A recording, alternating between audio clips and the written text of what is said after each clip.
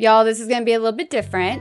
The last couple of weeks, I've been really swamped with my Holy Grits Creative, where I help small businesses grow their company online. And it's just been putting me a little bit more behind on my YouTube channel, but that's okay. Anyways, welcome to Holy Grits. My name is Dawn Michelle. Today, we are going to be talking about a book that I absolutely love. I want this YouTube channel to be just about anything and everything that we could talk about. I am thinking about going through all the chapters in this book and how it relates to my life, and maybe it'll relate to your life a little bit. Have you guys ever heard of the Matthew Effect? The Outliers.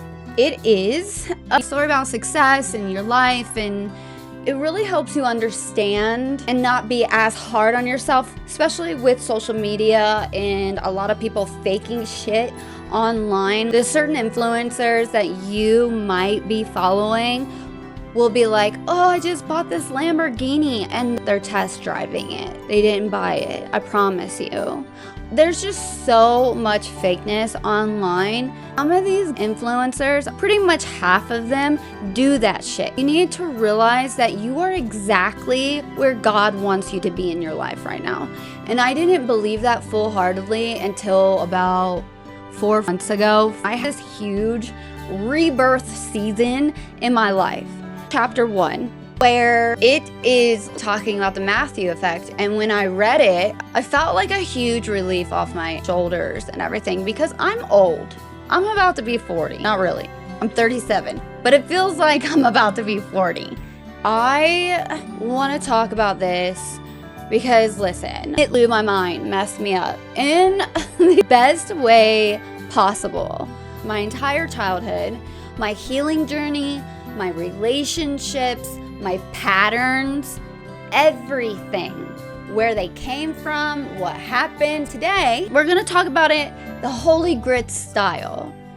Soft, sassy, real, and a little uncomfortable, but in a way that it sets you free. When a book calls you out without even knowing you personally, this was that chapter for me. Matthew Effect basically means those who have advantages early in life get more advantages, and those who don't get left behind. Crazy part is, it's not even about being smart or talented or worthy. The author uses Canadian hockey players to prove it. Most of the best players born in January, February, and March, not because January babies are magically better, but because they're older, stronger, and more developed in youth leagues, picked for the elite teams. They get more coaching, more practice, more confidence, and more opportunities. A tiny head start becomes a whole ass success story. That really hit me hard, because I started thinking, what about the people who didn't get a head start? What about the kids who didn't get coaching or safety or stability or love or structure? What about us? And this isn't all about playing the fucking victim, so shut up. I'm just gonna say it. There are people out here succeeding off advantages they don't even realize that they had. Meanwhile, some of us were raised in emotional war zones. Some kids grew up with calm mornings, parents who showed up, money for sports, birthday parties, support, emotional safety, a system designed for them to thrive. And others, like myself, grew up with emotional chaos, violence, emotional survival mode, families that fell apart, trauma that was never acknowledged, consistent instability, zero guidance. Those kids don't get a head start.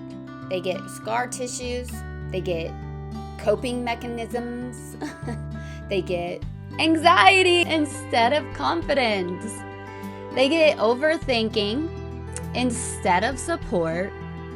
They get confusion instead of clarity. This really forced me to admit something.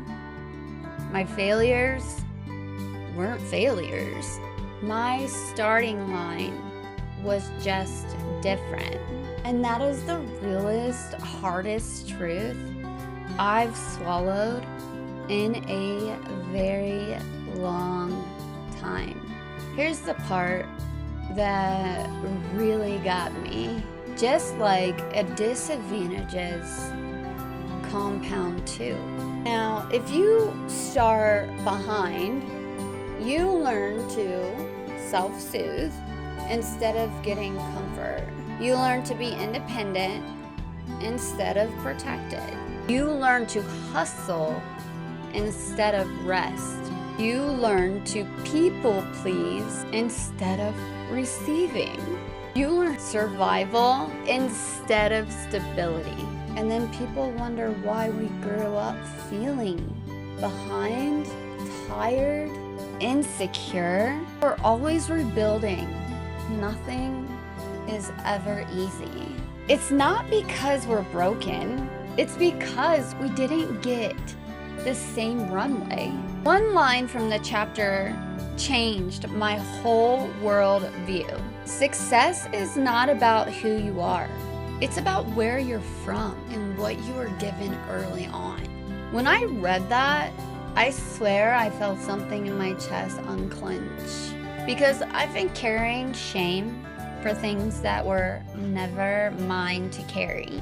I blamed myself for not being further in life, not having stable relationships, not having support, not knowing what I didn't know. But now I realize I am not behind. I was unprepared, unsupported, and overburdened. Those are not the same thing. So, let's be real. My life didn't give me the luxury of starting with advantages. My life gave me trauma and told me to make it cute. Gave me chaos and said, you figure it out. It gave me situations I had no business surviving. And somehow I did. But here's what I didn't realize until the outliers. Starting behind doesn't make you weak. It makes you built. It makes you built different, built dangerous, built capable, resilient in ways that people with advantages never understand. Holy Grits isn't just a brand for me. It's my story. It's the grit that came from being unprotected, the faith that came from being unchosen, the strength that came from being dropped, the wisdom came from being wounded. Baby, the sass came from surviving the kind of shit it should have taken me out. I hear all the time, wow, this chapter taught me something really powerful. If you didn't get an early advantages, if you didn't get early advantages, I promise can create late ones. Right now, in your 30s, in your 40s, and even in your 50s, you can choose structure, healing, therapy, routine, discipline, community, your boundaries, better environments, better people, better opportunities. And guess what? Last but not least, better patterns. You can design the system that supports you instead of surviving the one that broke you. You can give yourself the January birthday you never had. Let me say this. The healing you do now, your kids feel that. Your kids get stability, emotional safety, the guidance, healthier communication, healthier role modeling, support you never had, a starting line you had to build. Talk about it all the time. This is how generational curses break. You are the one building the advantages you never received.